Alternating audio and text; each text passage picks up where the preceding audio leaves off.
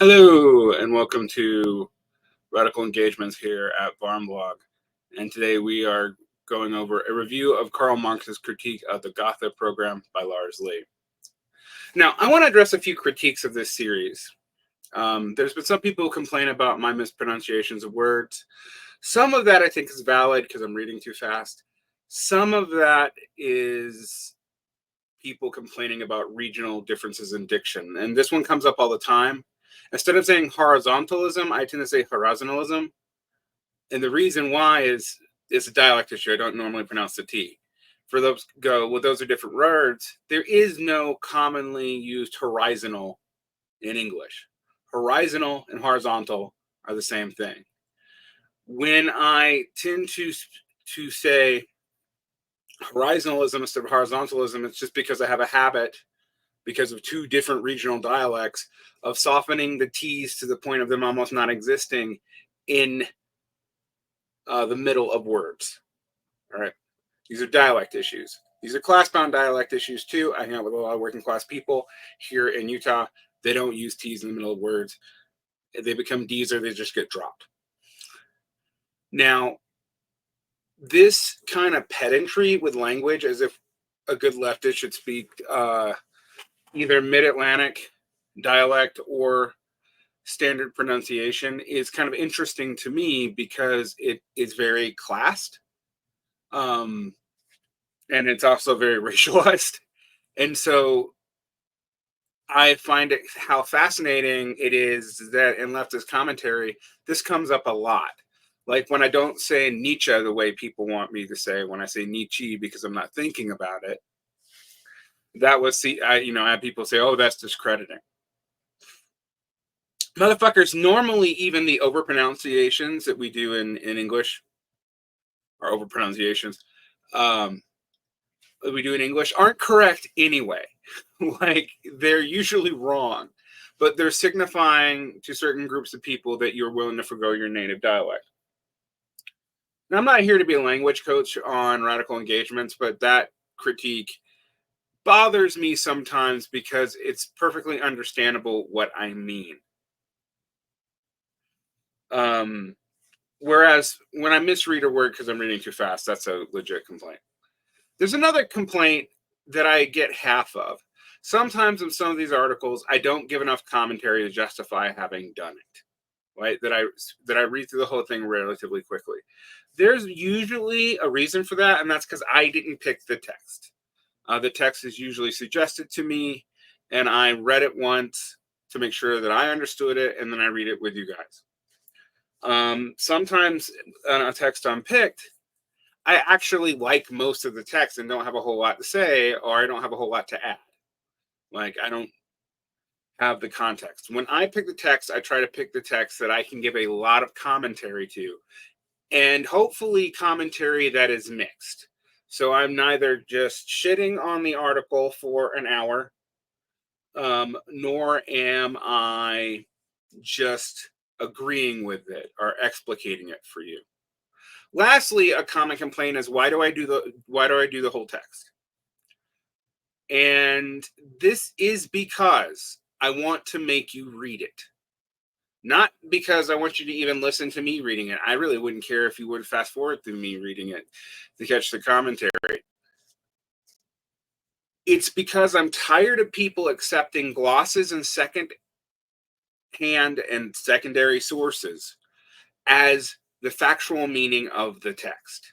And in left-wing scholarship and activist writing and sectarian writing, all in scare quotes, by the way, for those who are listening, it is incredibly common to gloss the text in a way that already fits your bias and decreases the ambiguity of the text. And this means that a lot of people will assert Marx said things that are actually not true, or that we have a clear heuristic or hermeneutic when there isn't an agreed upon one, just because we're repeating secondary sources as if it was factual. And there's another thing leftists do, and I brought it up for like 6 or 7 years. Repeat historiography, the categories and understanding of writing about history, as if historiography is history itself.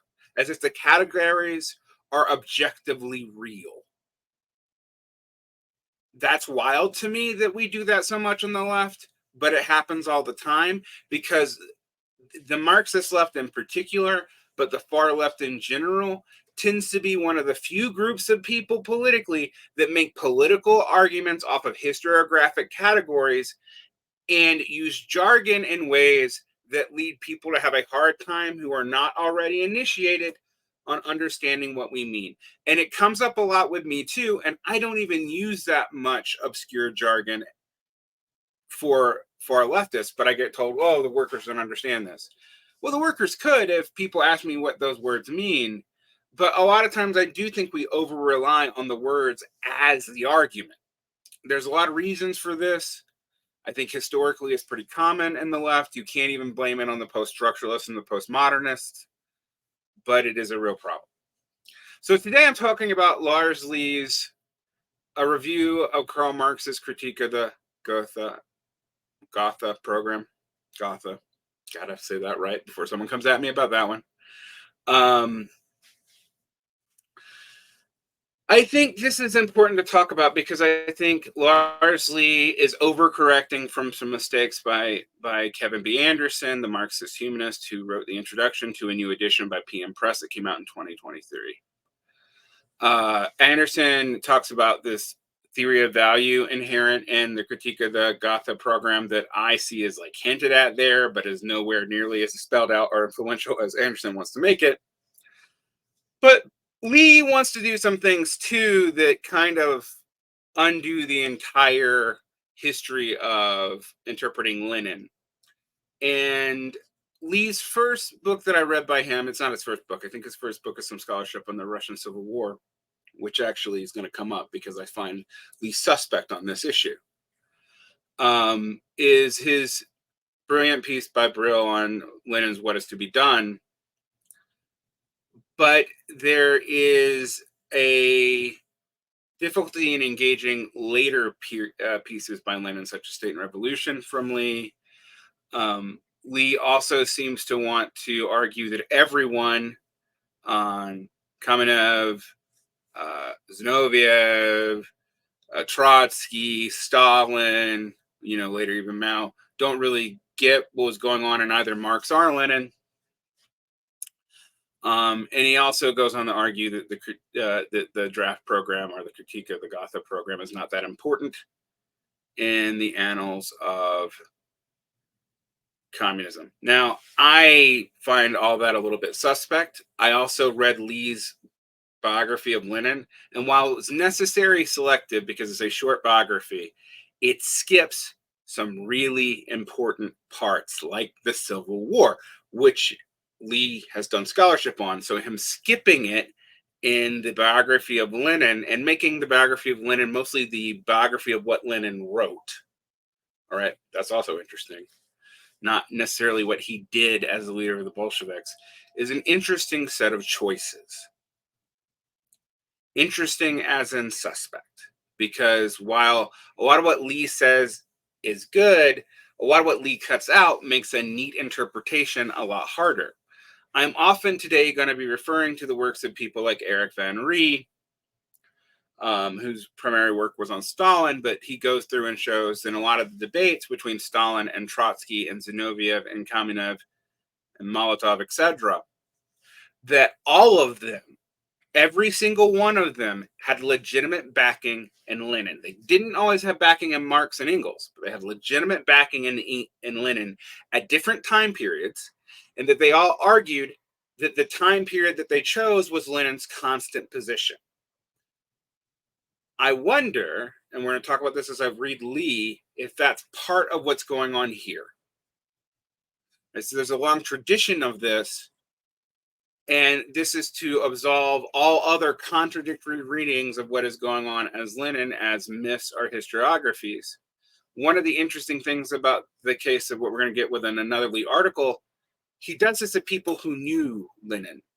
So it, in and of itself, is an interesting heuristic, but it seems almost hagiographic in orientation. Now, this is not to dismiss all of Lee's scholarship. Like I said, his work on What Is to Be Done is excellent, But I've gone through and done a lot of work checking sources for Gotha Programme materials.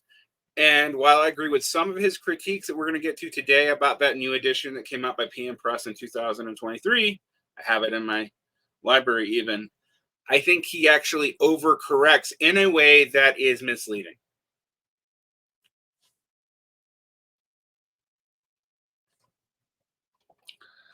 All right. A few years ago, at a book fair at a left-wing convention, I picked up an edition of Marx's so-called Critique of the Gotha Programme, recently reprinted by international publishers. This edition was originally published in 1933 by a longtime member of the British Communist Party, C.P. Dunt. Although barely over 100 pages, the International Publishers Edition provides the basic supplementary material needed for genuine historical understanding of Marxist text. A translation of the draft to which Marx was directly responding, which is important. I actually agree with Lee on this. Crucial correspondence by Engels, Lenin's famous discussion in State and Revolution. In particular, the endnotes detailed a substantial changes made to the draft before the program was officially adopted by the Unity Congress at Gotha in 1875 that created a united German social worker party. The edition by Dutt is not my ideal of the scholarly treatment. I would like to have seen what the leaders in Germany were writing back to Marx and Engels. I'm going to say I'm agree with Lee with this. We often get Marx and Engels's end of the letters, and the letters to Ruga, and the letters around this. And we have to remember that the Critique of the Gotha Programme was not published until Engels published it in response to the adoption of the Overcorrect program, to which Engels signed off on after Marx's death, although Engels did have critiques that he sent back to Kautsky. And that's important to remember. So it was a full-throated but mildly critical support, which Kautsky addressed some of the criticisms by Engels on the Overcorrect program in his explication of the program.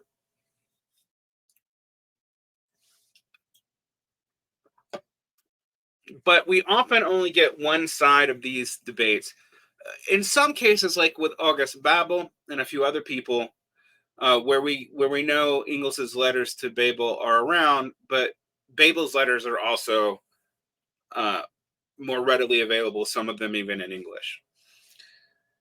Nevertheless, it can still be recommended as a solid introduction to the historical and interpretational issues.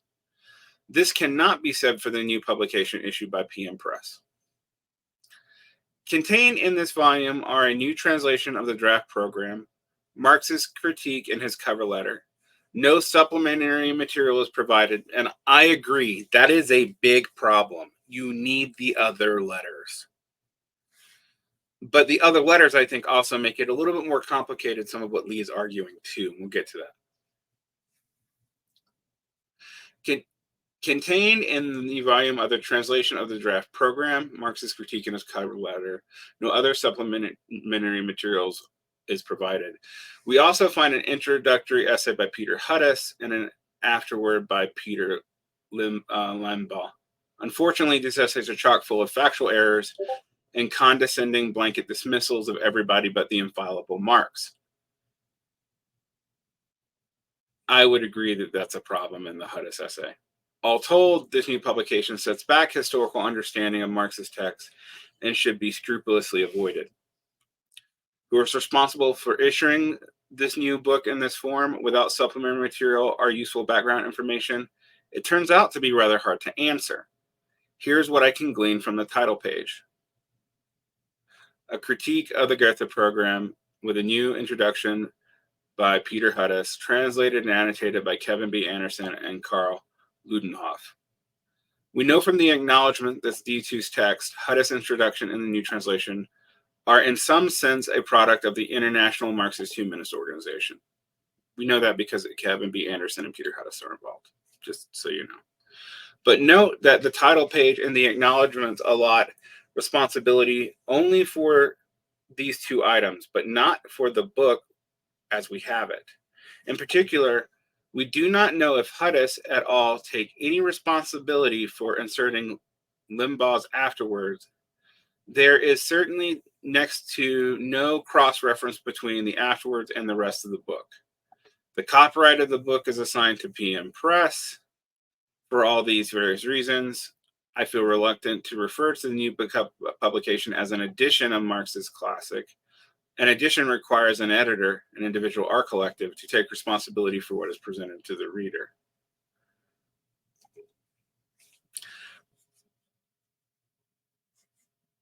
That's fair.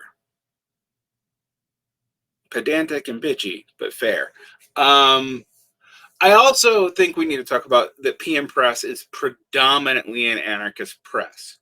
And the International Marxist-Humanist organizations, one of the two major survivors of Raya Dunyaskaya's News and Letters organization, the other is the Marxist-Humanist Initiative, is notably anti-Leninist, and in that sense would be hostile to most of the reception tradition around the Gotha Programme. Another thing we have to admit is the Gotha Programme has been very popular at different time periods and with different groups. The very first person to really make use of the Gotha Programme in English that I know of was actually Daniel de Leon, and I think that's as early as 1905. The text, of course, was really influential to the SPD in the adoption of the effort program, and also because it is central to Lenin's understanding of the phases of communism, it is central to state and revolution. Arguably, Engels's letters around it and the critique of the Gotha Programme are the two clearest articulations of where Lenin gets a lot of his ideas in state and revolution. Now, I happen to know that neo-Trotskyists tend to be a little bit uncomfortable with state and revolution because it tends to be highly critical of Trotsky, to the point that in the Trotsky and Pannekoek debates, Lenin sides with Pannekoek, right, about the nature of the state. This would be in contrast to things that are often said now, like Dominito Lacerdo's recent endorsement of the unnecessariness of the withering away of the state based on his reading of the philosophy of right and Hegel, the text Marx critiqued the most, which is actually probably closer to some other positions we might see today. But it's not what is crucial to Lenin. Lenin agrees with Pannekoek that as long as there's a state, there's class distinctions. We can't make class distinctions go away overnight, but that is the goal. All right, back to this. To be fair, the aim of the present publication is not really to advance an understanding of Karl Marx's critique, either as a whole or in its historical context. Yeah, to be fair is doing a lot of work there, because this is a polemical statement, but rather to respond to what Hudis feels is a crisis facing the anti-capitalist left today. Quote, defective conceptions of the alternative to capitalism. The present publication is essentially a manifesto of the Marxist-Humanist group about how this defect can be rectified. The overall argument is of a type that, I am sure, very familiar to the readers of this review. It can be paraphrased as follows. Lassalle, no good. Liebknecht, no good. Babel, no good. Trotsky, no good. Gotha Programme, no good. Effort Program, no good. German SPD, no good. Lenin, no good. Stalin, no good. Rosa Luxemburg, not bad, but even she is dinged for being a Lassallean when it comes to organizational matters. No one understands Marx but me and thee, comrade, and I'm not so sure about thee. But now, since a few of us finally do understand his message, we can have our socialist revolution without any fear that the outcome will once again be the dead ends and halfway houses that have affected Marxists and other revolutionaries over the past 150 years. Now, I'm just going to say,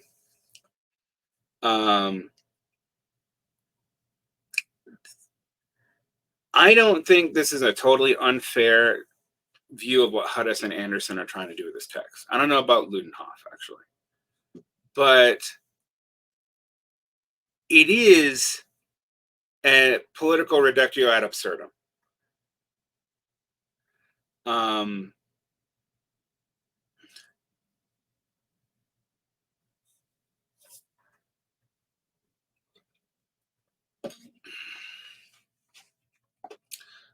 and I don't think inverting it is super helpful. I make no comment on the thesis advanced by Hudis that the correct understanding of Marx's concept of the law of value is vital to the success of today's anti-capitalist left. The Marxist-Humanist group is, of course, free to make their case on this point. Unfortunately, Hudis feels it necessary to strengthen his argument by wrapping himself in the cloak of a classic Marxist text. Yeah, I gotta agree with Lee on this one. For me, Critique of the Gotha Programme is a weird text to do this to. This decision accounts for the very odd insistence that one of the most familiar, most quoted, most mythologized Marx writings is forgotten and neglected, etc. What he evidently means to say is that the critique has been, by his light, persistently misunderstood. Now, I find this ironic, given Lee's arguments about Lenin are essentially also this kind of argument, and we'll get to that on another essay I'm going to cover by him later. He's fair. I mean, this is correct. There's overstatements about everyone else misunderstanding the text. I'm not saying that Hudis and, by implication, Anderson's understanding of the text is completely wrong. Although I have to say, if you're going to focus on value theory, that the Critique of the Gotha Programme is one of the weirder texts to do it with. It is important to the text, but it has some of the least indications of what value theory or value or work critique or any of those other forms of Marxism really are, because they're often dependent on the philosophical and economic manuscripts, Capitals Volume 1 through 3, Theories of Surplus Value 1 through 3.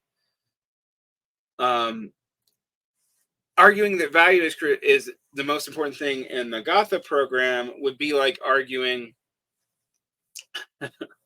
that value is the most important thing. The Brumaire, I mean, it's there. But it doesn't seem to be the most pressing thing on Marx's mind. So I'm going to agree with Lee on this. But in order to turn Marx's private marginal notes on the draft program into a repository of hidden wisdom, but this is such a scathing critique, but Marx's private marginal notes were circulated by Marx himself amongst leaders of the party. And it is important to remember that while he did not make this public for reasons of party unity, that it came up in letters a long time after the draft. Furthermore, Engels published it as a clarification mechanism of why Marx and Engels, represented by Engels since Marx was dead by this point, would have endorsed with some caveat the Erfurt program.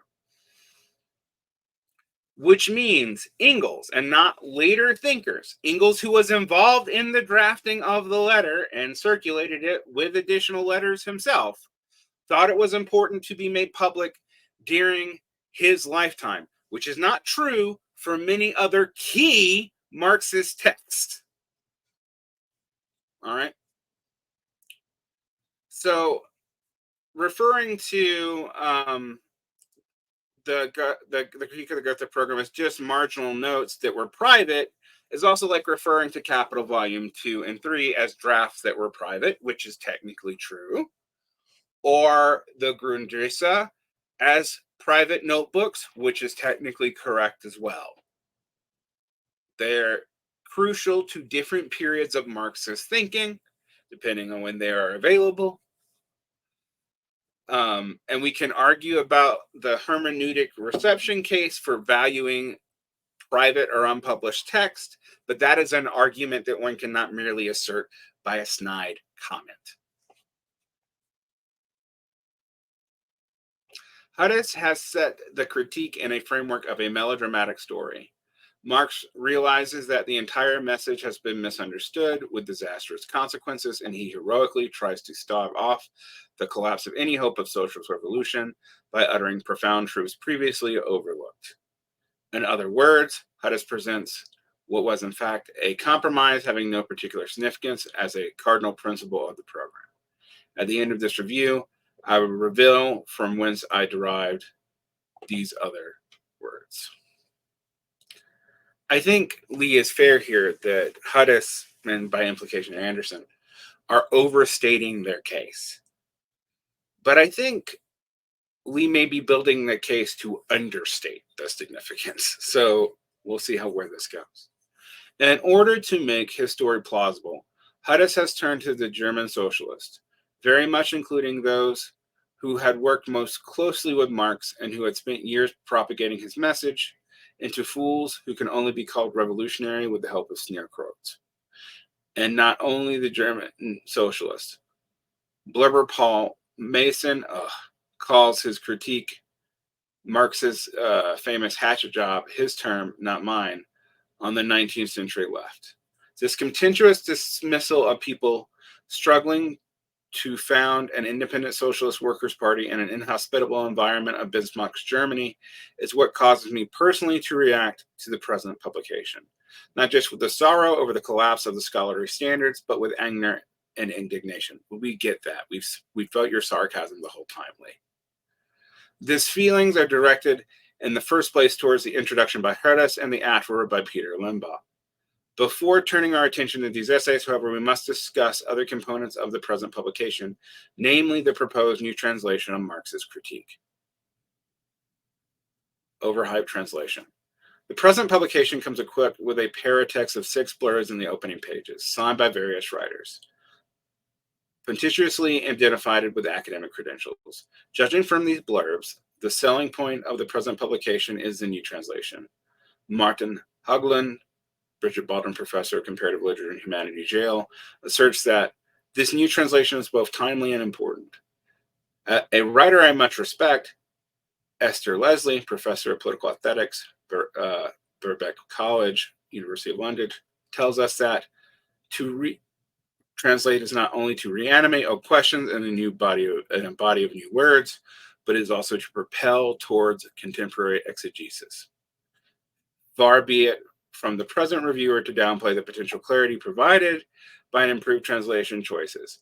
And it must be said at the outset that the translation and notes offered by Anderson and Ludendorff are at a higher quality level than the surrounding essays by Hudis and Limbaugh. Nevertheless, the new translation is overhyped by the blurbers for the following reasons. First, a small point. The translators tell us that, to our knowledge, this is the first English translation of the version of the Gotha Programme to which Marx was responding. Not a version, but a draft. See discussion below. And this, Lee has a fair point on. Their knowledge is, in this case, insufficient. As noted, the C.P. Dudd edition from 1938 has priority. Honestly, in English, there's a Daniel de Leon edition from 1905, which is not at as good a scholarly standard as Dutt's and has its own polemical issues, but there's plenty of them. Now, they didn't translate the Gotha Programme with it. No, it didn't. It talked about it in some degree, and it used it as a launching point for critique of the SPD before even 1914. And de Leon's reading of the critique of the Gotha Programme is that the SPD confused stages of socialism and capitalism and tried to do capitalist development and socialist development simultaneously in a way that confused the issue. In many ways, de Leon sounded like Plekhanov and was using the critique of the Gotha Programme for that reason.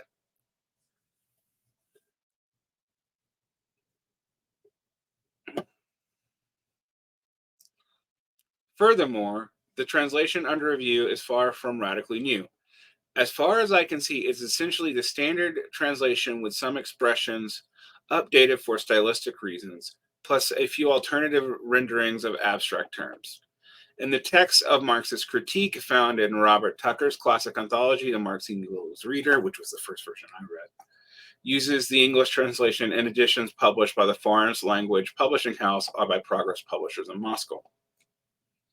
The opening paragraph of Marx's critique provides a representative comparison between the text found in Tucker and the one found in the present publication.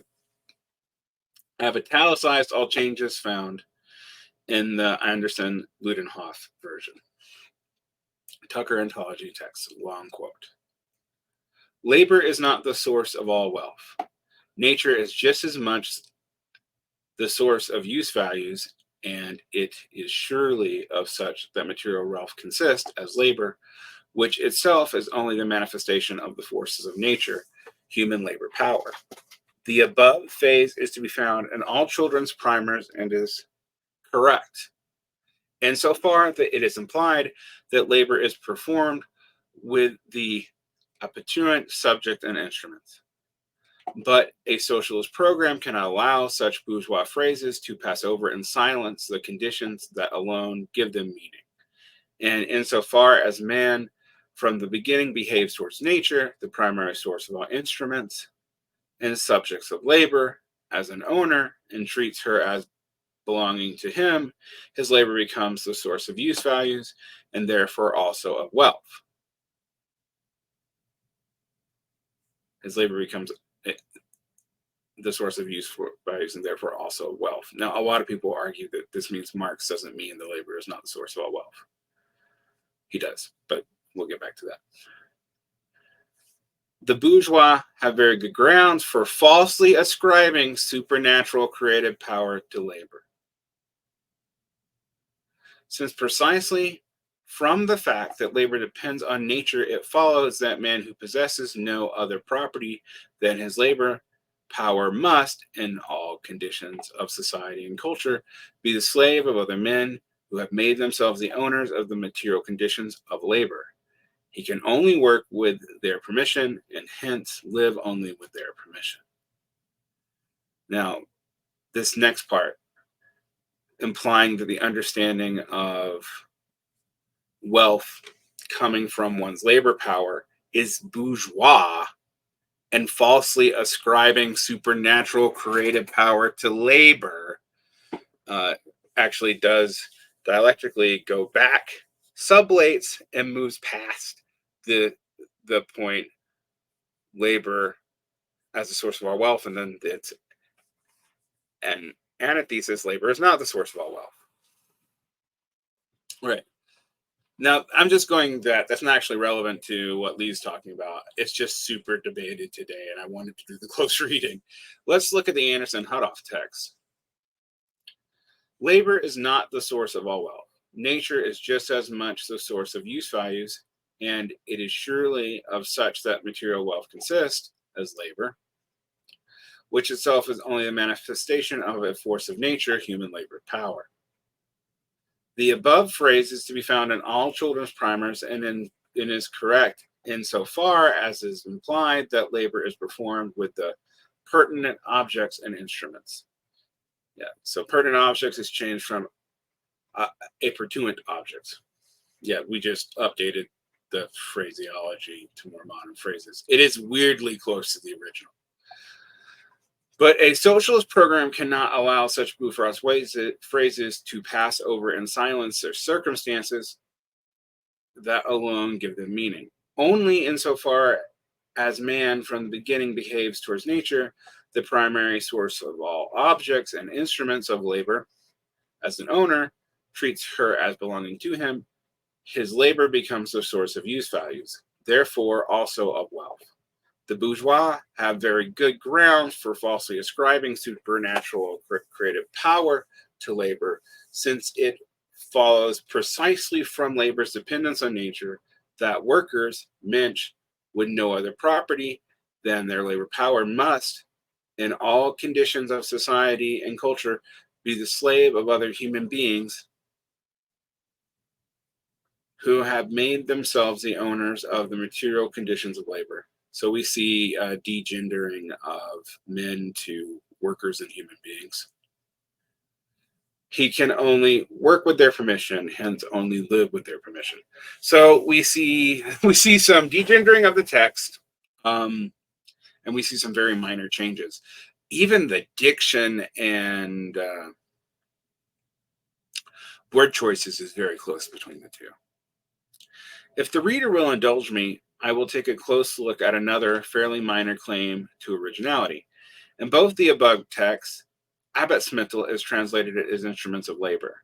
Another possible translation is means of labor. Anderson and Ludenhoff opt for instruments, but then, oddly enough, tell us that their rendering of apparatus as instruments of labor is at variance with most other translations of the critique.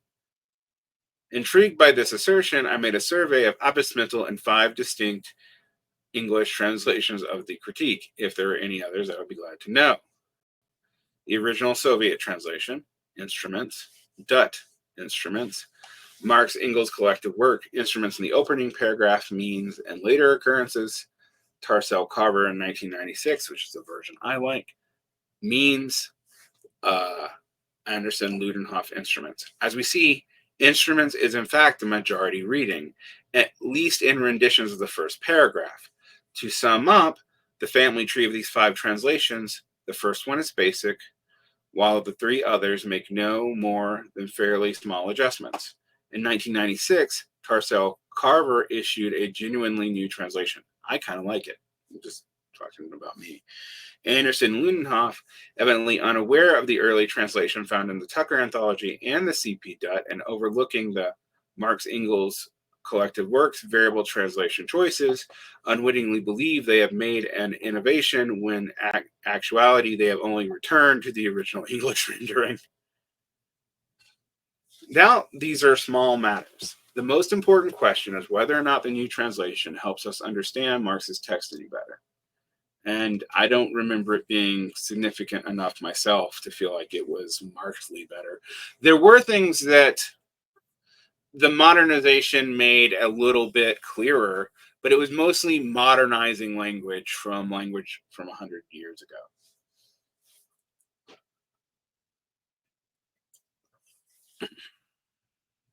But surprisingly, neither the translators nor Hudis and Limbaugh make any specific argument that even those renderings that are somewhat new will lead to any new insight or interpretation. Does it make any difference to our understanding of Marx's critique if apparatus is translated as instruments of labor rather than means of labor? No argument or guidance at all is provided at the present publication. Yep, and I agree with you on that, and it's a problem. Another example of the novelty is the term Staatenweisen as used by Marx. Anderson and Ludenhoff give us their rationale. Marx's words refer to something far less definite, to the body politic, the political body of society. It is something less definite or specific than state. No further implication of this new rendering is vouchsafed us. Personally, I feel that this particular innovation is unsuccessful. Body politic is too indefinite. Furthermore, in the passage that we find the term, Marx is making a verbal link between Staatenweisen and Staatenfunktionen, which is like the logic of the state or like thought of the state and the function of the state. So Staatenweisen is like something else. Actually, what is Staatenweisen in standard German? Yeah. Before I was just being wrong, Weisen here, I believe, is related to being or substance or essence. So state substance. So here we have the form of the state contrasted with the essence of the state. This is a kind of Aristotelian reading. All right. The earlier translation bring out the essential verbal and conceptual echo. This according to Lee. The present translators mention it as an endnote. So why does the proposed new translation suppress it? See, for example, in box citation on page 86. The best thing that can be said for the new translation is some outdated idioms and turns of phrases have been dropped, making it smoother reading. I agree, actually. That's what I think is better. But Tarso Carver's translation already does that.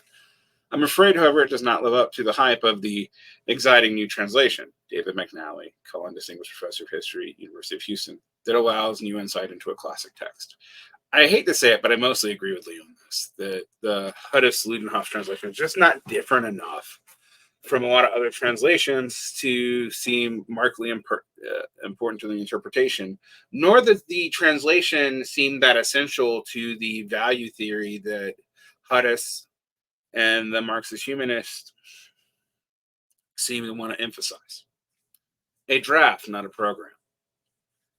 What Marx called the marginal notes was given by the title, not by him, of the critique of the Gotha Programme. But in point of fact, Marx is not critiquing the official party program adopted at the Unity Congress held at Gotha, Germany in May 1875. No, he was not. But we'll get back to that because I think I'm going to have some things to say from Engels that might be at odds here.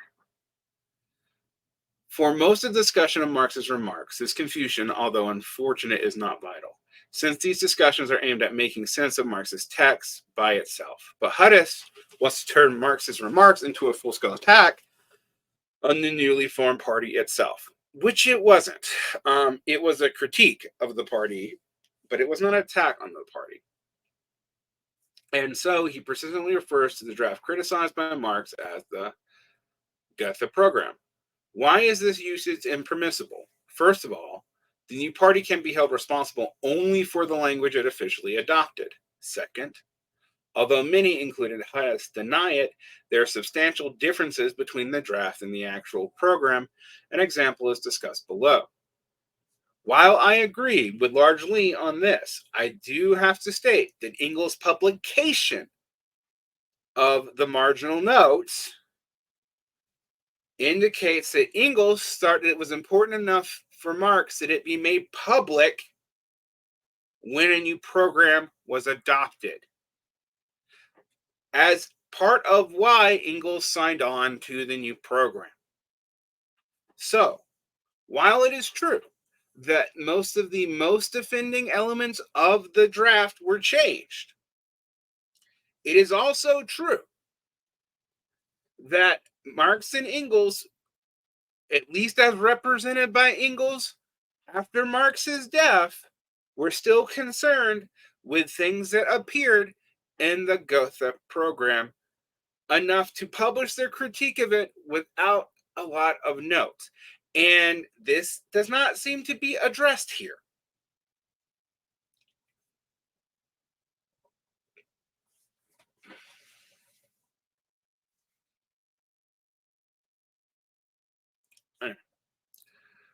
First of all, the new party can be held responsible only for the language it officially adopted. Second, although Hudis and many deny it, there are substantial differences between the draft program and the actual program, an example discussed below.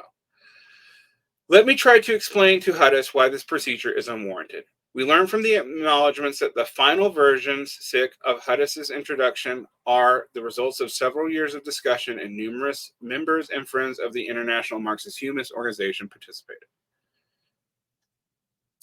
Let me read that again because I need to make that clear. The final versions of Peter Hudis's introduction are the result of several years of discussions in which numerous members and friends of the International Humanist organization participated.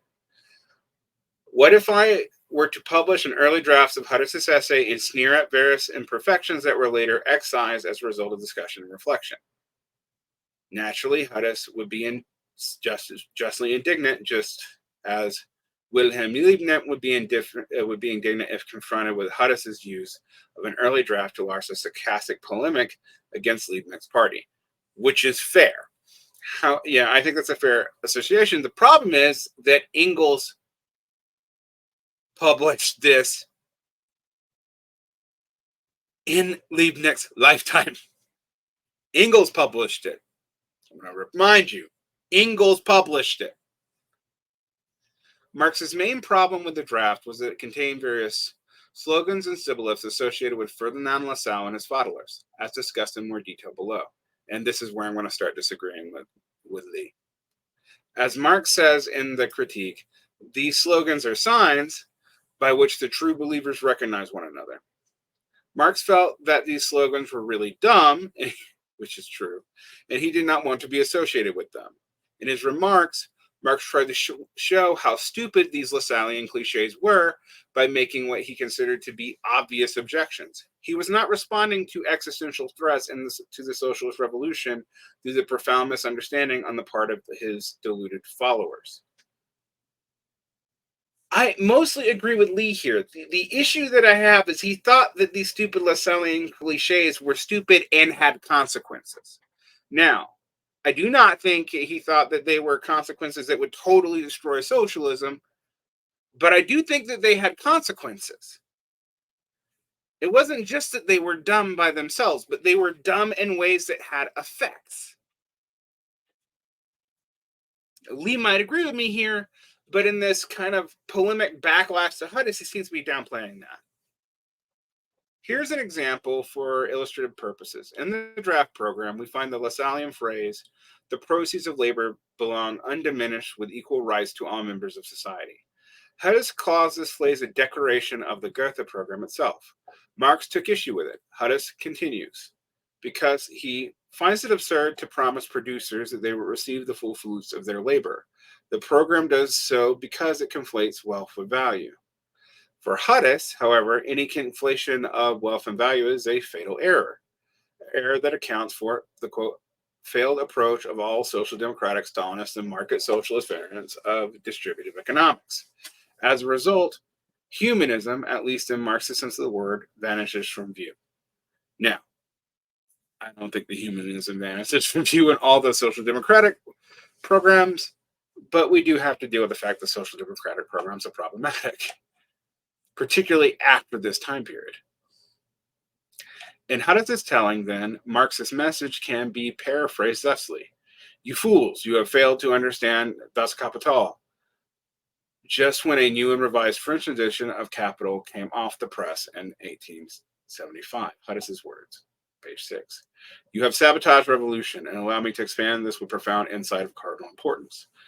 But from Marx's point of view, all he wanted to do was show that the Lassallean slogan about the distribution of the undiminished proceeds of labor did not stand up to some obvious objections. I want to point out here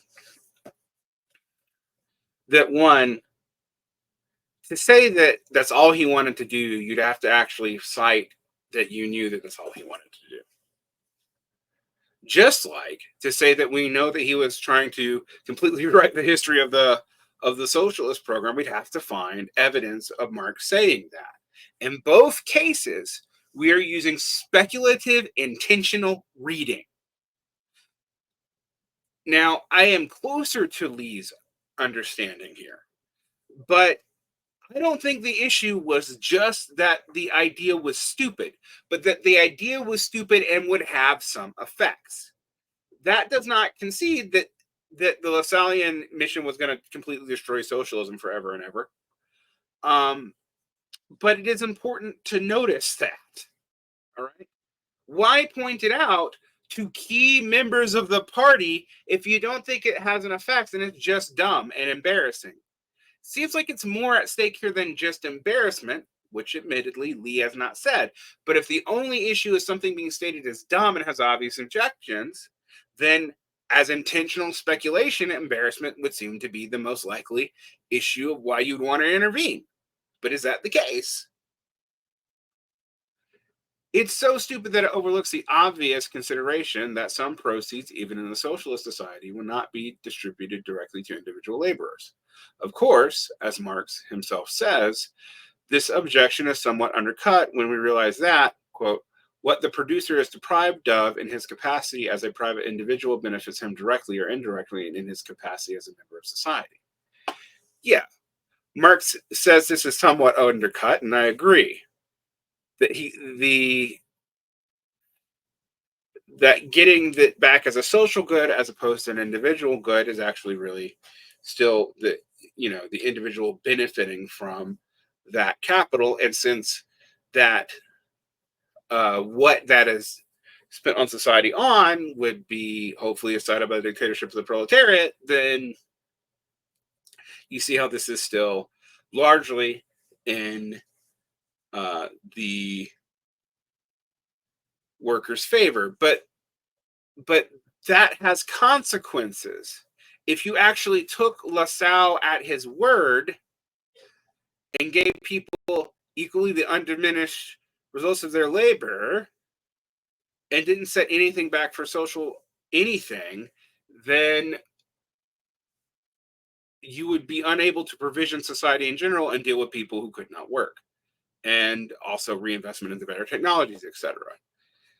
Thus, there is more at stake here than just Lassalle being embarrassingly sloppy. Because if you do what Lassalle says, it really does have problems for socialists. Interesting, though, the SPD never did what Lassalle said on this point. It never advocated for like an undiminished proceeds of labor going back. So, Marxist polemics is thus aimed at Lassalle's verbal formula, undiminished proceeds of labor. Ha! Hello, Herr Lassalle. What about schools and health services, etc., etc.? Such is Marx's polemic, written for a very specific and limited purpose. He had not the slightest intentions of ever publishing these notes, and he would be shocked at the referential attitude now displayed towards his allegedly profound insights. Why don't you deal with the fact, Lee, that Engels published this with the publishing of the Gotha Programme? That seems to be important in your hermeneutic. Instead of saying like this was not that important, Marx didn't think about it that much. Well, why would you publish it as Marx's primary consultant when a new program is adopted if none of this mattered? Lee does not deal with that. He instead deals with the overclaims by Hudis and the Marxist-Humanists, Limbaugh and Anderson, etc. Limbaugh. Now, the allegedly profound insights here, this stuff is belittling the Gotha Programme itself, the critique of the Gotha Programme itself. And we'll get to why Lee is doing this at the end. So I've been mostly with Lee up to this point. All right. And I agree that Anderson and Hudis is making an overclaim that dismisses most of the Marxist and socialist tradition. But I think this is a subtle but perhaps intentional overcorrection that also is not mentioning so far why this was published in the first place. After all, the Gotha Programme's critique was not originally published in English. The marginal notes were published in German.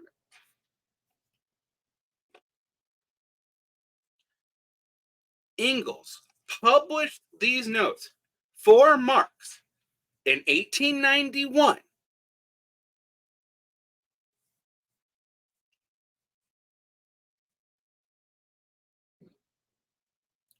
So we have the person closest to Marx publishing it in his lifetime, not in Marx's, after there is a major change in the SPD to presage why the major change was good.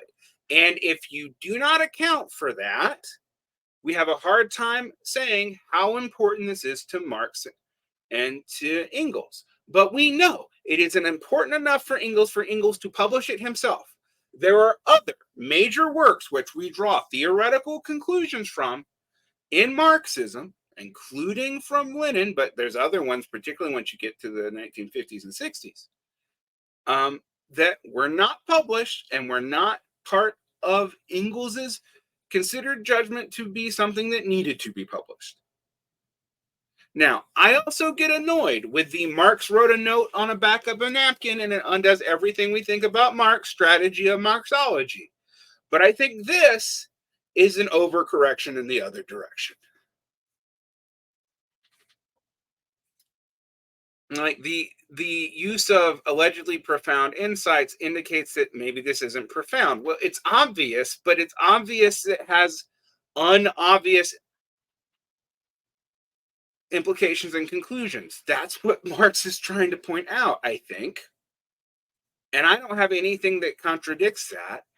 And the publication history and the relationship by Engels to this text, even though, yes, it was not published in Marx's lifetime, this does have Engels' imperator on it. This was not published by Daniel de Leon or just Lenin or just some sectarians in 1910 who were pissed off at the Bernstein revisionism controversy or whatever. We note in the conclusion that Hudis is factually incorrect when he says, as quoted above, that the Gotha Programme contains a declaration about the undiminished proceeds of labor. The official Gotha Programme, the only document that can be accurately called the Gotha Programme, contains no such word. And I agree with Lee. You cannot talk about this, just like I don't think you can talk about this without talking about why Engels published the marginal notes. I think you also can't talk about the fact that one of the reasons why Marx and Engels didn't abandon being the foreign representatives of the SPD is that they removed a lot of the worst language from the program, thus allowing a quiet assent, even though no full endorsement to be given of this program.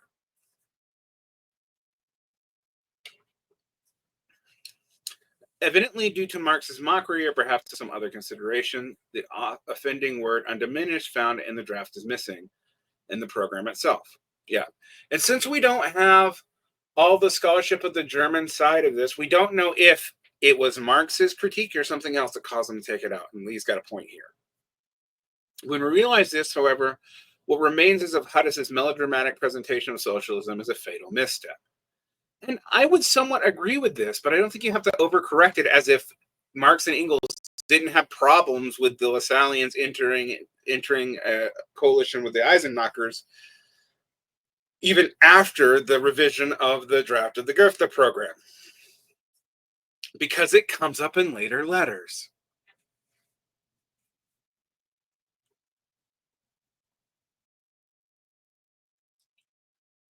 Now, I'm going to read to you the foreword from from Engels. So that's a slip. And I'm going to try to show it to you real fast. I'll come back to the...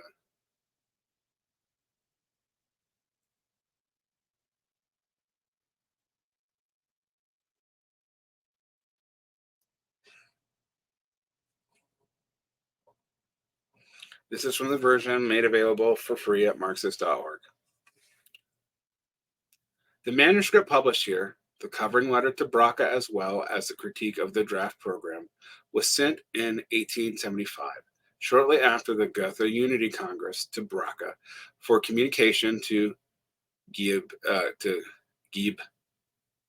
and Babel and Liebknecht, and subsequent return to Marx. Since the Hale Party Congress has put the discussion of the Gotha Programme on the agenda of the party, I think I would be guilty of suppression if I no longer withheld from publicity this important, perhaps the most important, document relevant to this discussion. I'm going to point that out. This important, perhaps the most important, is said by Engels, not someone later. It is Engels who puts this forward on here. Now, it does not say most important to socialism. It says most important to understanding the role in the party. And this was to lead up to the acceptance of the Offer program. So this has a reading. Most readings of the Gotha program are actually also about whatever the new program of the SPD or the Bolsheviks or whomever is about.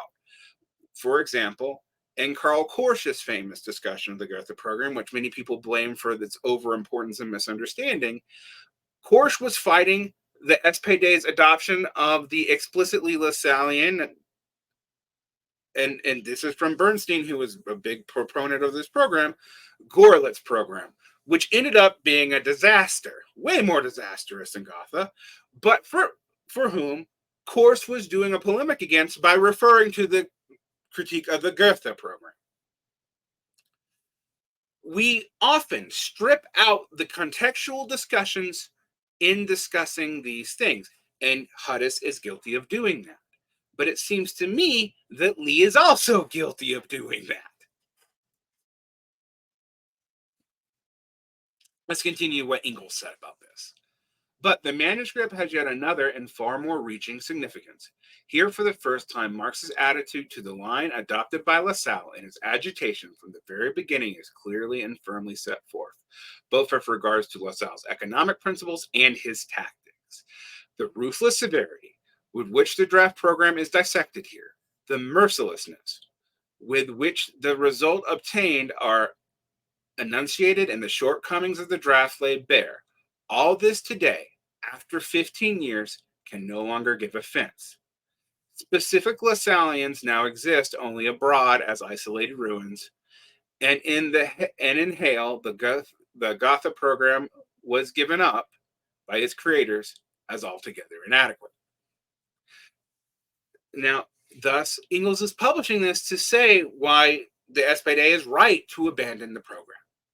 Now, note that that program does not contain many of the worst elements that Marx critiqued. Lee is absolutely right about that. Nonetheless, Engels is still arguing that understanding this critique is important because it's important that that program be dropped. That's Engels saying that, not Hudis. Nevertheless, I have omitted a few sharp personal expressions and judgments where these were immaterial and replaced them by dots. Marx himself would have done so if he had published the manuscript today. The violence of the language in some passage was provoked by two circumstances. In the first place, Marx and I have been more intimately connected with the German movement than with any other. We were therefore bound to be particularly perturbed by the decidedly retrograde step manifested by this draft program. And secondly, we were at the time, hardly 2 years after the Hague Congress of the International, engaged in the most violent struggle against Bakunin and his anarchists, who made us responsible for everything that had happened in the labor movement in Germany. And there's lots of six that need to go in here. Hence, we had to expect that we would also be addled with the secret paternity of this program. These considerations do not exist, and so there is no necessity for the passages in question. For reasons arising from the press law, also a few sentences have been indicated only by dots, where I had to choose a milder expression than when being closed in square brackets. Otherwise, the text has been reproduced word for word. London, January 6, 1891, Engels. I read this just because it's going to be relevant to when we discuss what Lee thinks is at stake here.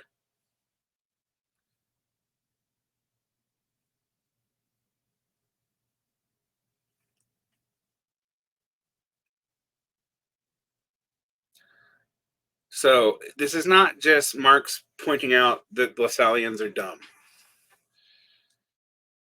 And while, yes, this program was adopted, and yes, Marx and Engels did not defect because the program changed a lot of the most offending language.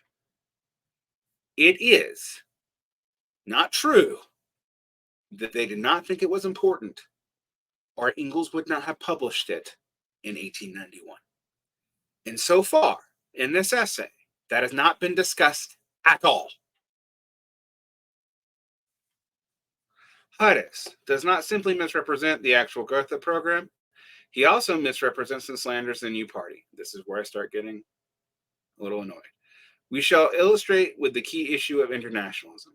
Marx writes in his marginal notes that the draft contained not a word about the international function of the German working class.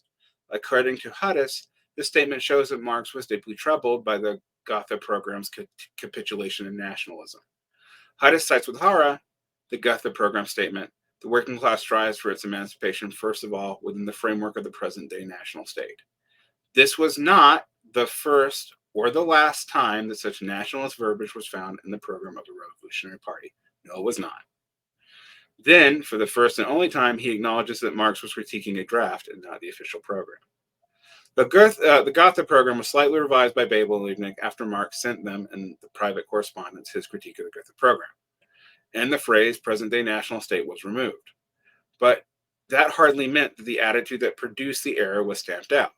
While it may be a stretch to suggest a direct line between the Gotha Programme of 1875 and the Great Betrayal of 1914, when the SPD voted to approve World War I, the seeds were clearly planted that far back. Let us inquire into the matter. The party led by Liebknecht and Bebel was known as the Internationalists, due to its proud association with Marx's First International, which was on its last legs by 1875.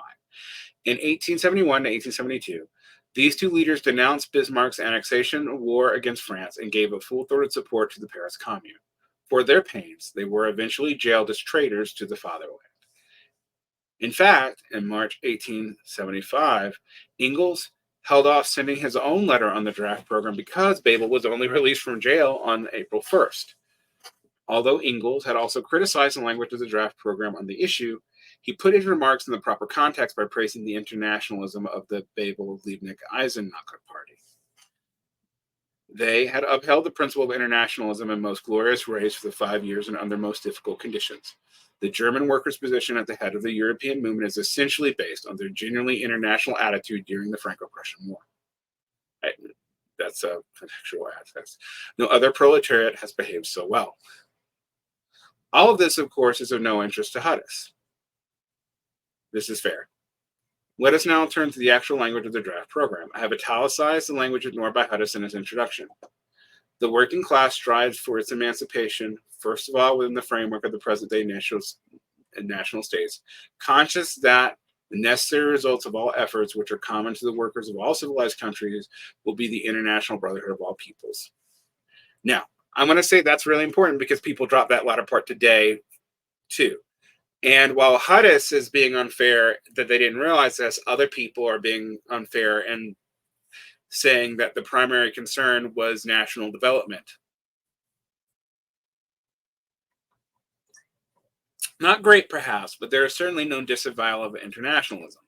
I'm with Lee on this. What Marx and Engels felt was missing in this language was the acknowledgement of the concrete functions and obligations imposed by internationalism and exemplified by the German socialists' heroic opposition to the war. Here's the language on this topic suggested by Engels in his above-mentioned letter, which you should read, by the way. Although the German Workers' Party is operating, for the time being, within the state boundaries laid down for it, it has no right to speak in the name of the European proletarian, especially it has no right to say something false. It is conscious of its solidarity with the workers of all countries and will be ready in the future, as it had been hitherto, to fulfill obligations imposed upon it by this solidarity. Which, by the way, I think is absolutely correct. And I think we should stop speaking for other workers, are claiming we can speak for them, are claiming that there's all kinds of stuff we should quit claiming in regards to internationalism. Engels then lists, as Marx does not, the concrete obligations that both of them have in mind, including this one. Agitation against the threat of the outbreak of the cabinet-made war. Behavior during such war similar to that carried out in the model in 1870 and 1871. If we compare Engels' suggested prose with the one and only official Gotha program proclaimed by the Unity Congress of May 1875, we'll first see how greatly it influenced the end result.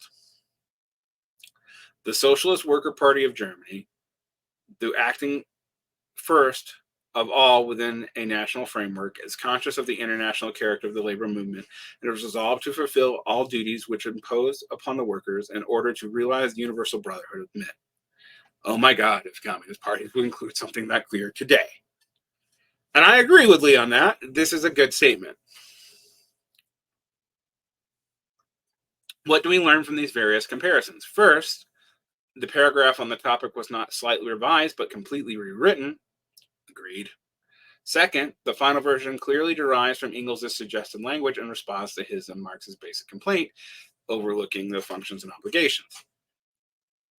Hudis also inserts in the language found in the draft Gotha program, the framework of the national state. It's not the first time that such national verbiage can be found in revolutionary programs. True that. The Communist Manifesto makes perfectly clear that taking over the national state is a necessity and crucial step in a world revolution. Marx famously writes, though not in substance yet in form, the struggle of the proletariat with the bourgeois is at first a national one. The proletariat of each country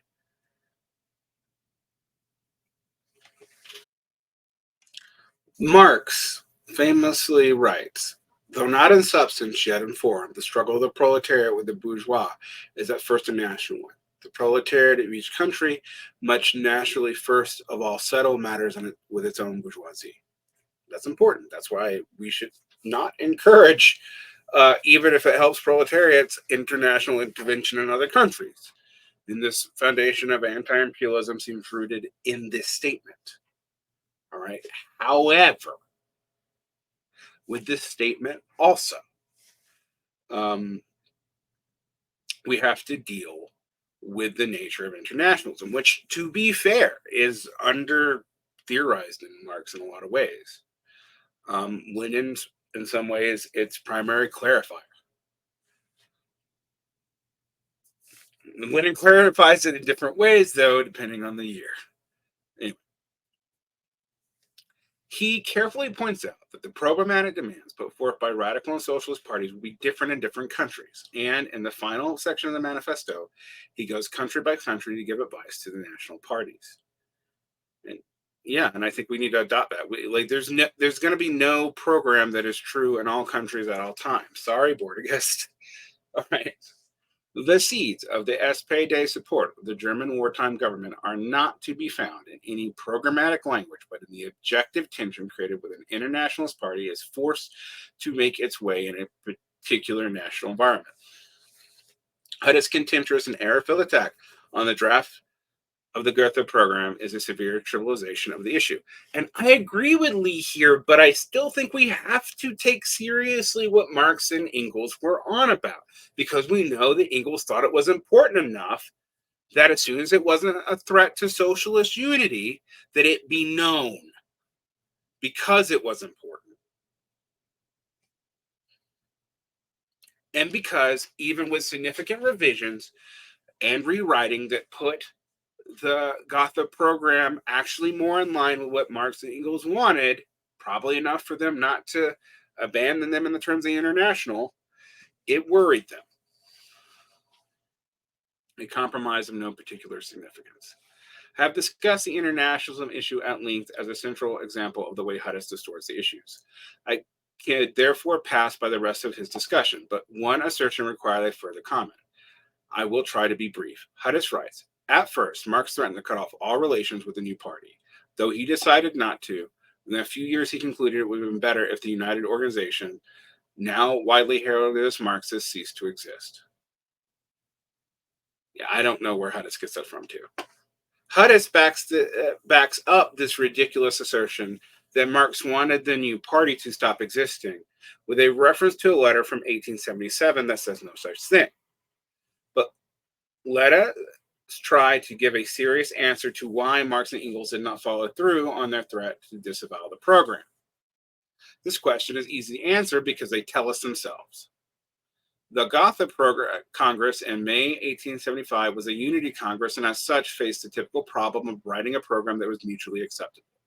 Wilhelm Liebknecht, the leader of the Eisenach party, was in the thick of the unity negotiations, and he concluded that the party founded by Ferdinand Lassalle would not go through with the merger unless some familiar Lassallean shibboleths, for example, state aid to cooperatives, were included. He also decided that inserting such language was not too high a price to pay, since Lassalle's catchwords, as Marx called them, were relics of the past that would soon fade away. AKA, this is a mistake that's going to go away. It'll fix itself. We don't have to deal with it. I'm almost never sure that's true. And I think Liebknecht may have made some problems there himself, but Hudis is over-claiming. And I agree with Lee here, too. Marx and Engels did not seriously believe that the Eisenachers, long associates with Marx and Engels, had suddenly adopted Lassalle's nostrum about the state aid, since almost all, if not all, of our sick party speakers have been obliged to come out against the state aid in fighting the Lassalleans, as Engels puts in his later Babel. Nonetheless, they thought the price of including Lassalle's language was in fact too high. because they prophesized the outside world would associate them, Marx and Engels, with the despised Lassallean slogans. As Engels put it when complaining about the draft, our new program is, after all, a banner publicly raised, and the outside world judges the party from it. Our party will have lost its political virginity and will never again be able to come out wholeheartedly against the Lassallean phrases, which it will have inscribed for a time on its own banner. But, as Engels stated in a letter several months later, the outside world did not judge the party in the predicted way. On the contrary, both workers and bourgeois and petty bourgeois read into the program what ought properly be in it, but not in it. This is made possible for us to keep our silence in the program. Furthermore, Leibniz's calculation about the decay of Lassallean's concrete proposals, even while Lassalle himself remained a heroic icon, seemed to have been borne out. For example, the U.S. ambassador to Germany, one Bancroft Davis, stated in an official report in 1877 that in 1875 the Union was completed. The socialists, equals Lassalleans, practically surrendered to the internationalists, the Eisenknockers, retaining just enough of their particular doctrine to be able to say that they had not yet yielded everything. It is this united party which fought the great fight in the recent elections. No, I'll tell you one of the things that didn't yield, and that's democratic centralism, but that's for a discussion on another day. We don't have to take Davis's word for it. Marx is extremely revealing in an interview in the Chicago Tribune in 1879. The ambassador's report is discussed at length. This interview can be found in volume 25 of the English language Marx Engels collected works, and I highly recommend it. And here, I really have to recommend Lee as a scholar, but it makes what he leaves out or doesn't contextualize even weirder, because we know he knows it. He is a master of the material available in several languages on this. So why are we downplaying what Engels said later? Now, I agree. So far, his interpretation of why Marx and Engels didn't drop association with the party. Now, their relationship to the party is interesting because in the International, after the International fell apart, the Marx and Engels were like the foreign representatives of the SPD. Since they were not in Germany, they weren't properly speaking like normal members. So that's something we have to consider this entire time.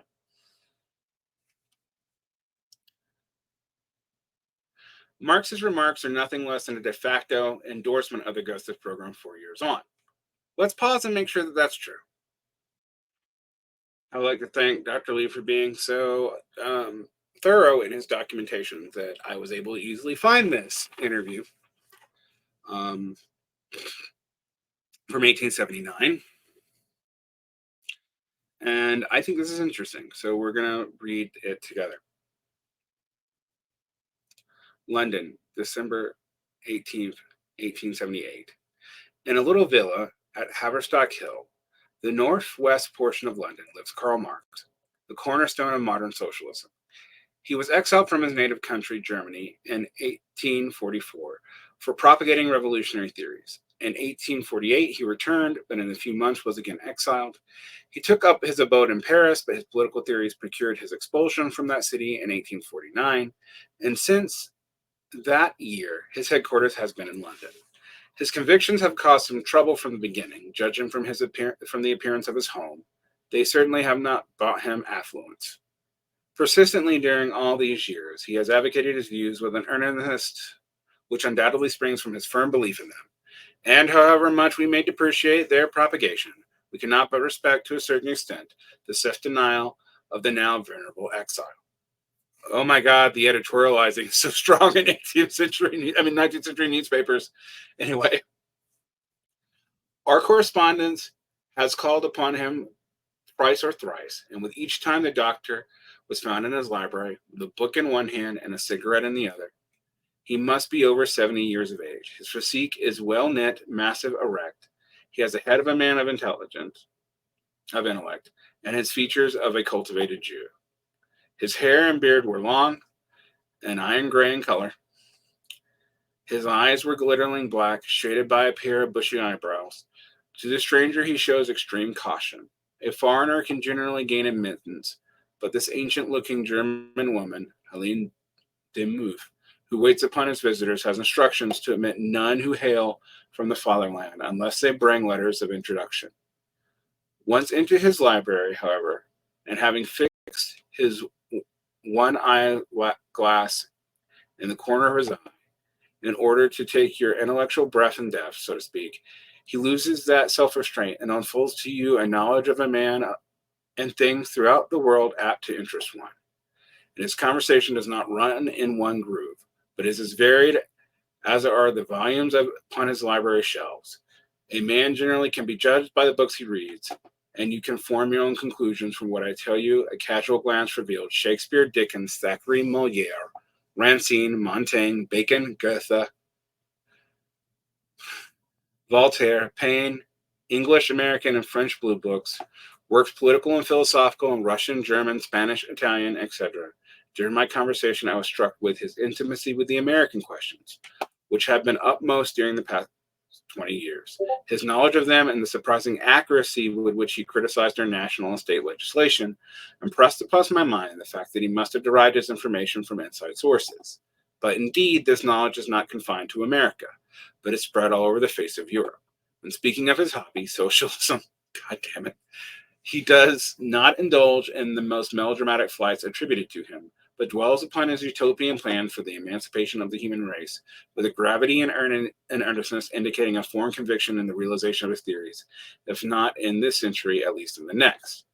Perhaps Dr. Karl Marx is better known in America as the author of Capital, and the founder of the International Society, or at least its most prominent pillar. Yeah, he was not the founder. In the interview which follows, we shall see that he says that the society is at present what he says the society as it at present exists. However, in the meantime, I will give you a few extracts from the printed general rules of the International Society published in 1871 by the order of the General Council, from which you can now form an impartial judgment of its aims and its ends. The preamble set forth that the emancipation of the working class must be conquered by the working class themselves, that the struggle for the emancipation of the working classes means not a struggle for class privilege and for monopolies, but for equal rights and duties, and that the abolition of all class rule, that the economical subjection of man of labor to monopolize the means of labor, that is, the sources of life, lies at the bottom of servitude in all its forms, of all social misery, mental degradation, and political dependence, that all efforts aim at the universal emancipation of the working class have hitherto failed from a want of solidarity between the manifold divisions of labor in each country. And the preamble calls for the immediate combination of the self-disconnected movements. It goes on to say that the International Association acknowledges that no rights without duties, no duties without rights, thus making every member a worker. The association was formed at London to afford the central medium of communication and cooperation between the working men's societies in different countries, aiming at the same end, namely the protection, advancement, and complete emancipation of the working classes. Each member, the document says further, of the International Association, on removing his domicile from one country to another, will receive the fraternal support of the associated working men. The society consists of General Congress, which meets annually, a General Council, which forms, quote, an international agency between the different national and local groups of the association, so that the working man in one country can be constantly informed of the movements of their class in every other country. This council receives and acts upon the application of the branches or sections to join the international, decides the differences arising between the sections, and, in fact, to use the American phrase, runs the machine. The expense of the General Council is defrayed by the annual contribution of the English penny per member. Then come the federal councils or committees and local sections in the various countries. The federal councils are bound to set up at least every month to the General Council, bound to send one report, I skipped a key word there, at least every month to the General Council, and every 3 months a report on the admission and financial state of their respective branches. Whenever attacks against the international are published, the nearest branch or committee is bound to send a copy of such a publication to the General Council. The formation of female branches among working classes is recommended. The General Council comprises of the following: A. Applegarth, M.T. Boone, Friedrich Banach, G.H. Buttery, D. Delahaye, E. Delahaye, Eugene Dupont, on mission, William Hales, G. Harris Hurleyman, Jules Jannard, Harriet Law, Frederick Lessner, Lochner, Charles Lunge, C. Martin, Zevi Maurice, Henry Mayo, George Milner, Charles Murray, different Charles Murrays, Pfeiffer, Charles Plonk, Rule Sadler, Cogwell Stepney, Alfred Taylor, W. Townsend, E. Vallon, John Weston. The corresponding secretaries for the various countries are Leo Frankel for Austria and Hungary, A. Harriman for Belgium, T. Mothershead for Denmark, A. Cyrille, France, Karl Marx, Germany and Russia, that's interesting, Charles Rochat, Holland, J.P. MacDonald, Ireland, Frederick Engels, Italy and Spain, Radley Robaski, Poland, Herman Young, Switzerland, J.G. Karras, United States, Lamousseau for the French rations of the United States. During my visit to Dr. Marx, I alluded to the platform given by J.C. Bancroft Davis to his official report of 1877 as the clearest and most concise exposition of socialism I had seen. He said it was taken from the report of the Socialist Reunion at Gotha, Germany, in May 1875. The translation was incorrect, he said, and he volunteered corrections which I appended as he dictated. First, universal, direct, and secret suffrage for all males over 20 years, for all elections, municipal and state. Second, direct legislation by the people, war and peace to be made by direct popular vote. Third, absolute obligation to militia duties, no standing armies. That's something we've dropped explicitly, particularly after 1917. Fifth, legal remedies for free of expense, legal proceedings to be conducted by the people. 6, education to be by the state, general, obligatory, and free, freedom of science and religion. 7th, all indirect taxes to be abolished, money to be raised for the state and municipal purposes by direct progressive income tax.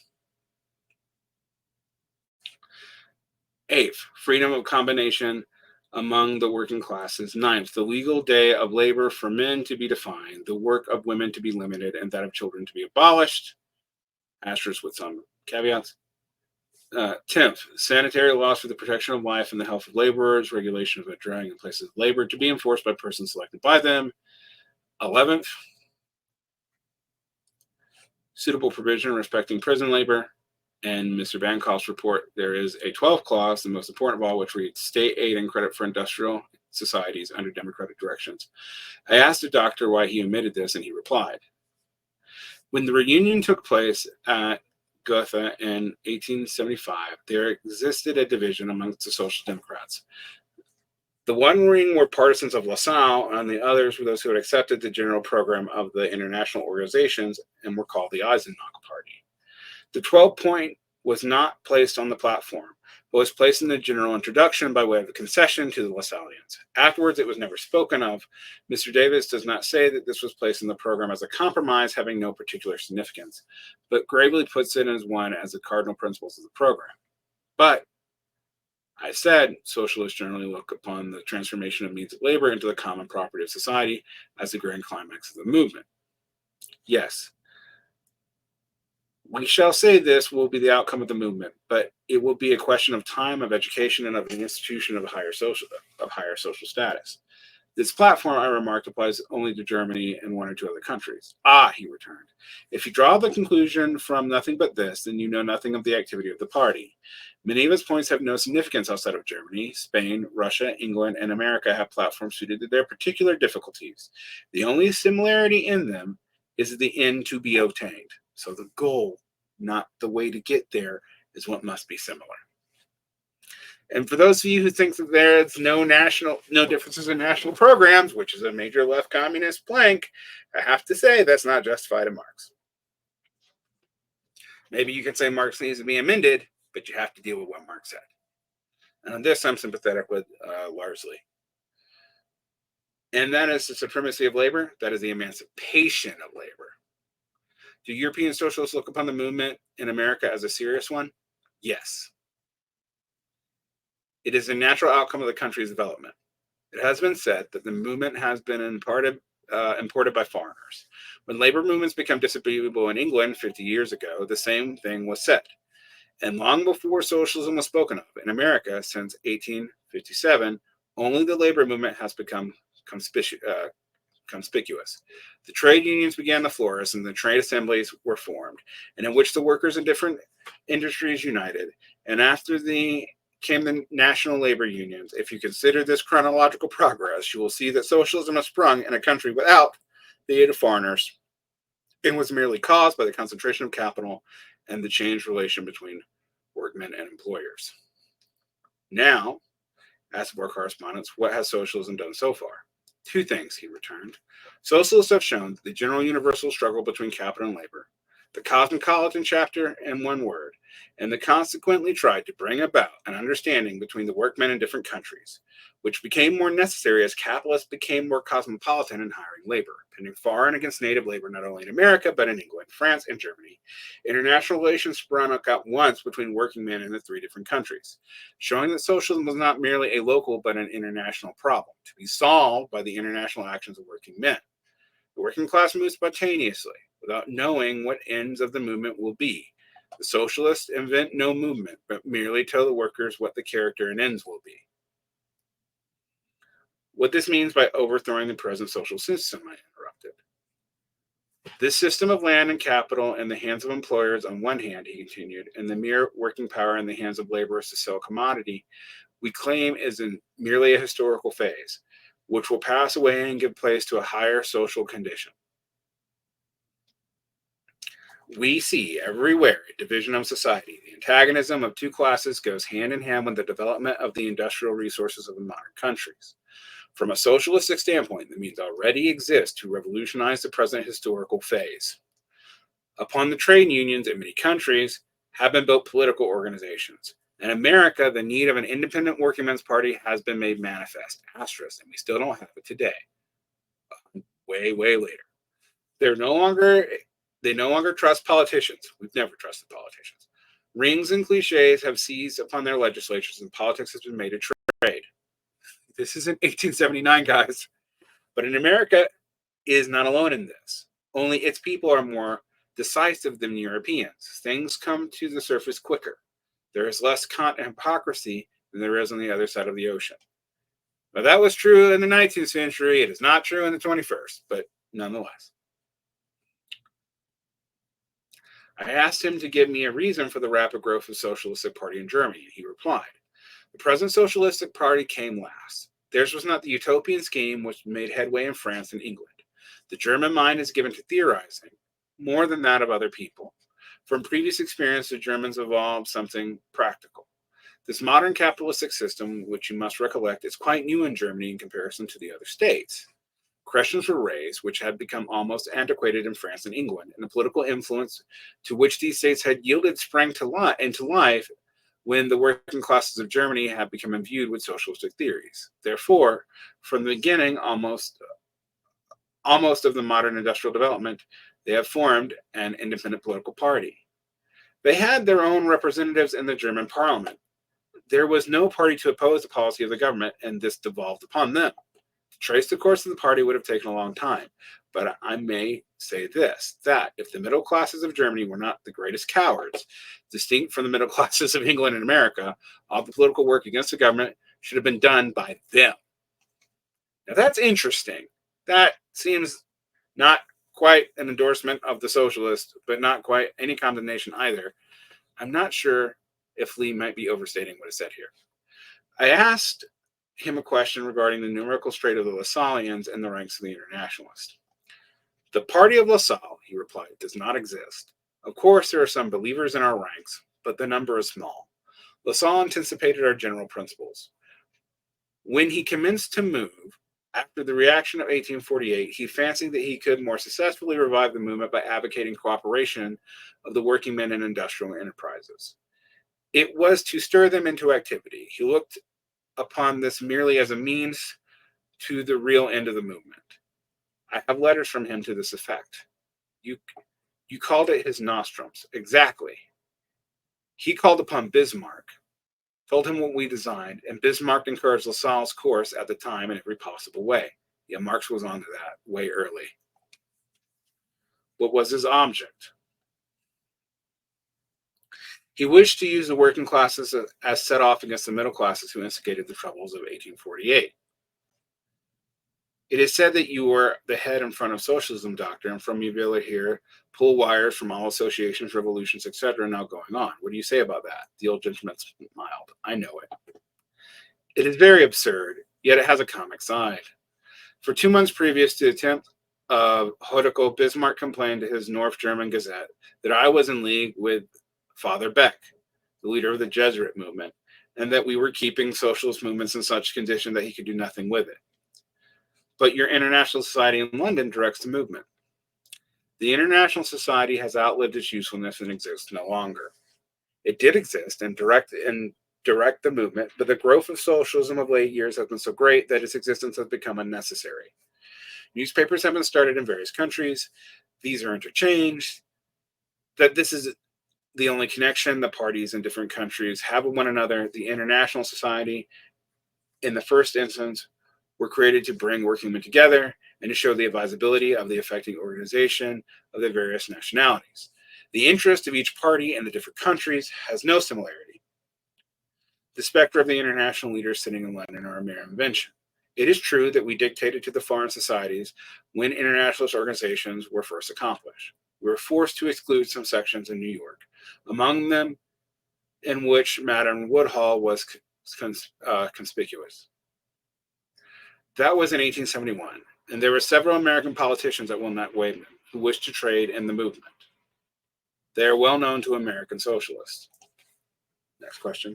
You and your followers, Dr. Marx, have been credited with all sorts of incendiary speeches against religion, of which we would like to see the whole system destroyed root and branch. We know, he replied without a moment's hesitation, the violent measures against religion are nonsense. But this is an opinion. Socialism grows, religion will disappear. Its disappearance must be done by social development, in which education must play a part.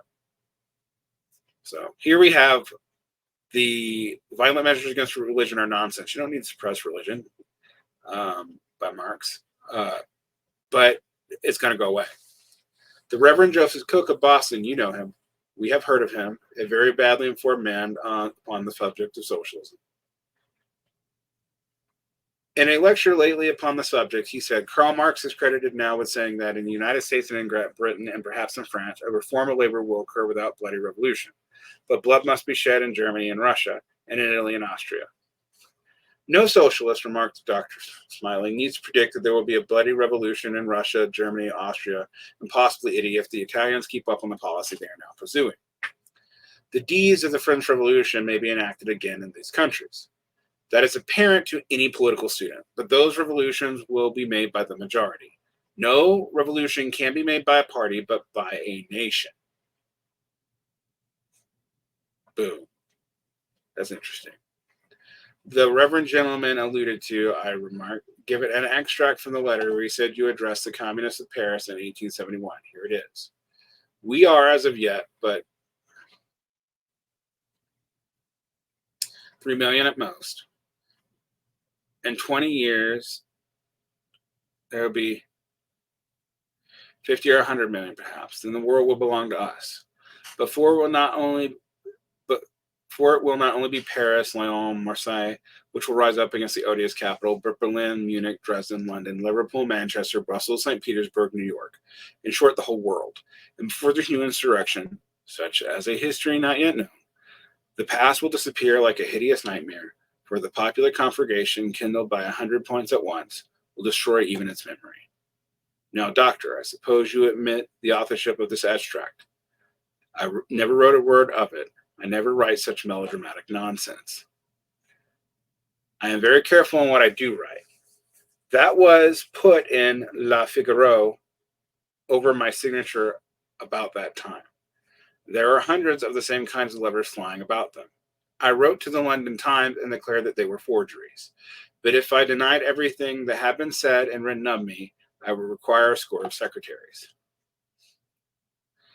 But you have written in sympathy with the Paris communists. Certainly I have, in consideration of what was written of them in the leading articles.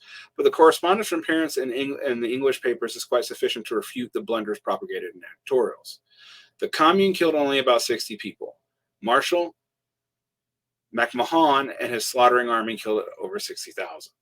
There's never been a movement so slaughtered as that of the commune.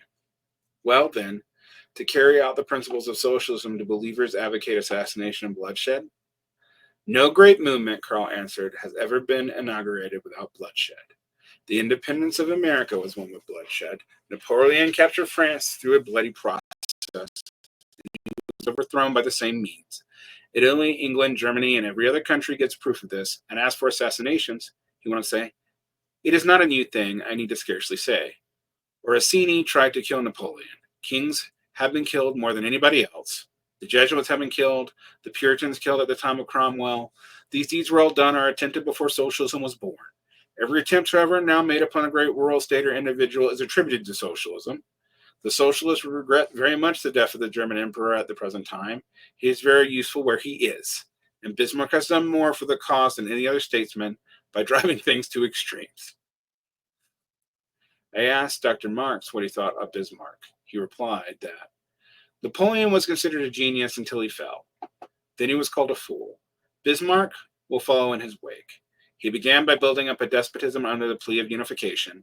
His course has been plain to all. The last move has been an attempt at the imitations of a coup d'etat, but it will fail. The socialists of Germany, as of France, protested against the War of 1870 as merely dynastic. They issued manifestos foretelling the German people, if they were allowed to pretend war of defense to be turned into a war of contrast, they would be punished by the establishment of a military despotism and the ruthless oppression of productive masses. The Social Democratic Party in Germany, upon building a meeting and publishing manifesto for the honorable peace with France, were at once persecuted by the Prussian government and many leaders imprisoned. Still, their deputies alone dared to protest, and vigorously too, in the German Reichstag against the forcible annexation of the French provinces. However, Bismarck carried out his policy by force, and people spoke of the genius of a Bismarck.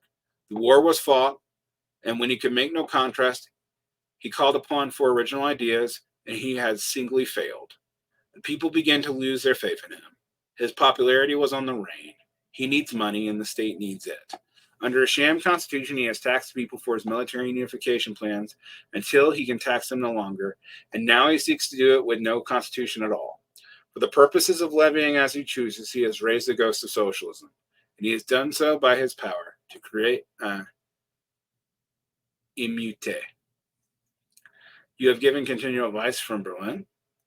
You have continual advice from Berlin? Yes, he said. My friends keep me well advised. It is a perfectly quiet state, and Bismarck is disappointed. He has expelled 48 prominent men, among them the deputies of the Hasselmann, Friedrich and Rakow, Baumann and Adler, and the Free Press, the Free Presse. The men kept working men in Berlin quiet. Bismarck knew this. He also knew that there were 70,000 working men in the city upon the verge of starvation. Once those leaders were gone, he was confident that the mob would rise and that they would be a cue for a carnival of slaughter. Then the screws were put upon the whole German Empire. His theory of blood and iron would then have full sway, and taxation could be levied to an extent. So far, no immunité has occurred, and he stands today confounded at the situation and ridiculed of all statesmen. So, I don't see a full-throated endorsement of the Gotha program there, but I also don't see a denouncement of it. The theory that Lassalleans were going to be weakened over time seems to be upheld, so Lee's right there. But the differences between them doesn't seem to be softened here. So I'm not sure that this actually is a endorsement the way Lee is stating. You can make that judgment for yourself, though. That's why I read the whole thing. That's why I often read the whole thing. You go find the text. They'll be in the link. You read it for yourself. You make the judgment. Let's go back to Lee's text. I don't want to be accused of misrepresenting it either. Which, by the way, is why I do not summarize or excerpt these short texts.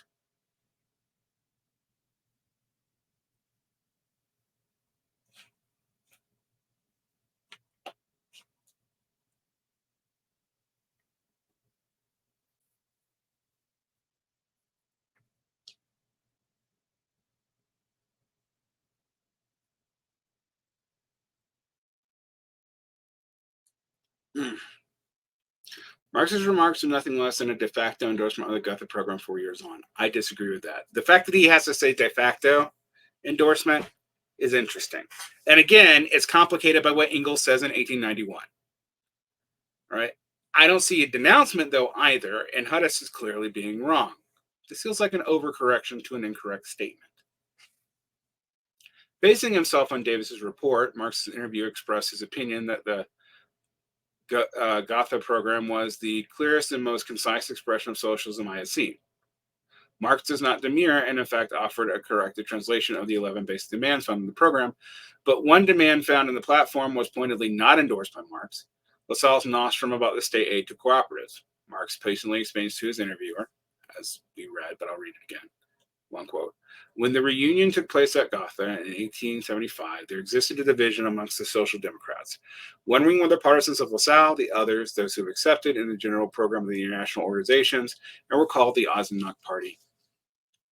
The 12th point, state aid to cooperatives, were not placed on the platform, that is, the 11 basic demands listed by Marx, but placed in a general introduction by way of the concession to the Lassallians. Afterwards, it was never spoken of. Mr. Davis does not say that it was placed in the program as a compromise having no particular significance, but gravely puts it as one of the cardinal principles of the program: the party of Lassalle does not exist. Of course, there are some believers in our ranks, but the number is small. My emphasis, that is emphasis by Lee. Marx's dismissal of Ambassador Davis can be applied without charge to Peter Hudis. No doubt Engels and Marx retained a low opinion of the wording of the Gotha program. Thank you. Seems actually kind of important to mention that, though. Just throw it in as a caveat here. Seems strange. But as we see, Engels and Marx later concluded their 1875 fears about the effect of the Gotha program were overblown. The program was not seen as a retreat from the revolutionary socialism, while Lassalle's formula were inserted in the program like flies in amber, which did fade away.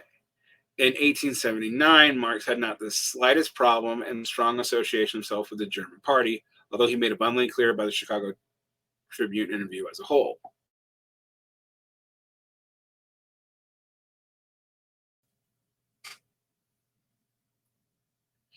And this is the profound difference in outlook between Marx and Peter Hudis, for whom the German socialists can only be called revolutionary, with steel quotes, are Peter Linebaugh, the hopeless web of errors and bad politics found in the Gotha program. I think Peter Hudis is being way too strong. Linebaugh's statement, the hopeless web of errors and bad politics found in the Gotha program, is a bit more contentious. I wouldn't say it was a hopeless web of errors and bad politics, but there are bad politics in it that Marx and Engels had a problem with even after the resolution of some of the worst offending quotes. I don't think you can belittle that, and this is where I really lose faith in Lee. This is the last paragraph. In fact, the new Socialist Worker Party created by the Union Congress in 1875 was a revolutionary party, and the Gotha program was a revolutionary program. In the midst of the Bismarckian Germany, the new Independent Socialist Workers' Party called for a radical transformation of society by turning capitalist property into a cooperative regulation of collective labor. It also called for the elimination of all social and political inequity, and translated this call into a series of concrete demands for expanded democracy, political freedom, and social welfare that are still directly relevant today. These demands could not have been realized in Germany without a revolution. Indeed, in 1878, the whole party was outlawed in Germany and remained so until 1890. And if today's Marxist left cannot find themselves to express respect and admiration for such a party, if they feel themselves compared to trashing the entire Marxist political edition at every opportunity, what good are they? 2 cheers for the Gotha program.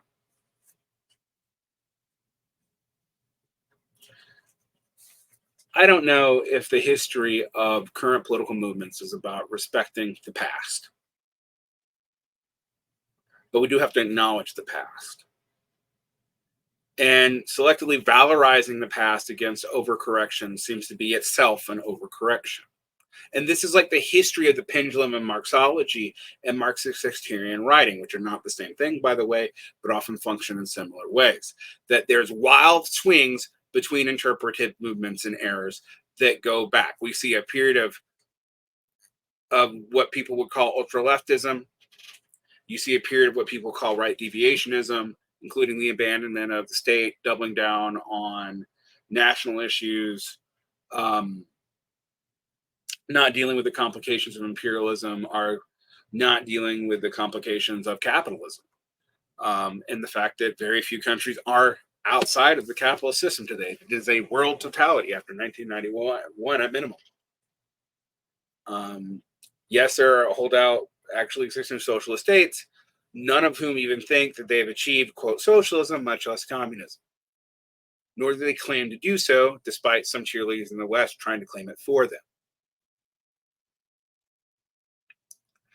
So, I can admit and respect there were compromises that needed to be made in Germany, and that the SPD was a revolutionary party in 1890, and yet also that the Gotha program was always a compromise, even with removing some of the worst offending language, and that that compromise has political effect that may have come up later. And one of the things about the Neo-Kautskyans is their left unity is actually based on ignoring some of the distinctive differences between these groups by selective reading, just like a lot of the ultra positions held by Hudis and Anderson are also based on selective reading. Protect your peace, read well. And what bothers me about this with Lars Lee is Lars Lee is a good scholar of Marx and Lenin, which makes when he's being selective a little bit hard for me to not take as knowing. But it could be an accident, or he could really think that this overcorrection is necessary against how far down the lines these things have gone, which I suspect he does. I don't know the man. I've never interviewed him. I would be willing to. But as I've said, I've read other stuff by him. Lenin Rediscovered, his work on What Is to Be Done, I think is excellent, and I don't fault it. But his biography of Lenin seems to me to be almost hagiographic, and it skips things that I really want to know a whole lot more about, like what Lenin's positions were during the Civil War, or how his stances on nationalism changed between, say, between 1914 and 1918, 1918 and 1921, and 1921 and 1924, which has been written about and documented in people like Eric Van Ree. So, let this be, even a good scholar has his interpretive gloss. And Lee is a good scholar. For all that I'm coming down on him and being selective here and overcorrecting against this reading of the Gotha program, I think he is overcorrecting. You know, to pull the Maoist arbitrary percentage thing, I'd say 80% good, 20% bad. And you need to do that with most readers, and you need to read the source material, which is why I do it here, even if I do it choppily and annoyingly and slowly. Have a good day. Protect your peace. If you want more, there's more behind the paywall. Like and subscribe. Hit the button. Have a great day. Read this on your own.